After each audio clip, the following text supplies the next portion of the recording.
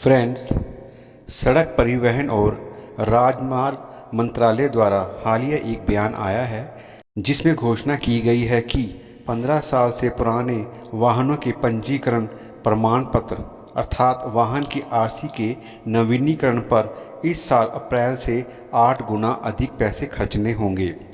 Friends, यहाँ मैं आपको बताता चलूँ, जहाँ पहले दिल्ली में पेट्रोल द्वारा चलने वाले वाहन को 15 साल तथा डीजल से चलने वाले वाहन को 10 साल तक ही चलाने की अनुमति थी और उसके बाद दिल्ली में ऐसे वाहनों का पुनः पंजीकरण करने की अनुमति नहीं थी। अर्थात आपको अपने वाहन को, चाहे वो कार हो या मोटरसाइकिल हो, स्क्रैप में भेजना पड़ता था। पर अब दिल्ली वासियों के लिए बहुत बड़ी राहत की बात है। मंत्रालय ने दिल्ली को इस मामले में छूट दे दी है। अब दिल्ली वासी भी पेट्रोल वाहन को 15 साल और डीजल वाहन को 10 साल पुराने होने पर भी दोबारा उनका रजिस्ट्रेशन करवा सकते हैं। अब अप्रैल के बाद 15 साल से पुराने 4 व्हीलर की आरसी को रीन्यू करवाने पर जहां पहले 600 रुपये का खर्च आता था, अब इसके लिए 5,000 रुपये अधिक भरने पड़ेंगे। इसी प्रकार 2 व्हीलर पर 300 रुपये का खर्च आता था, पर अब उसकी जगह 1,000 रुपये अधिक खर्च करने पड़ेंगे। परंतु इंपोर्ट कारों के मामले में राशि को 40,000 रुपया अधिक कर दिया गया है। मंत्रालय ने यह क्लियर किया है कि आरसी के रजिस्ट्रेशन में देरी होने पर हर महीने 300 रुपये का फ़ाइन भरना पड़ेगा और वहीं पर अगर वाहन कमर्शियल होगा तो हर महीने 500 रुपये का जुर्माना लगेगा।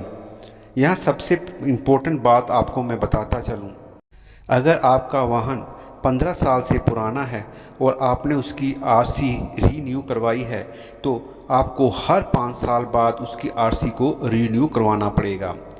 फ्रेंड्स, सर्वे के अनुसार भारत में एनसीआर के साथ पूरे भारत में कम से कम 10 मिलियन व्हीकल स्क्रैपिंग के लिए तैयार हैं, अर्थात उनकी आरसी 15 साल से पुरानी हो गई है।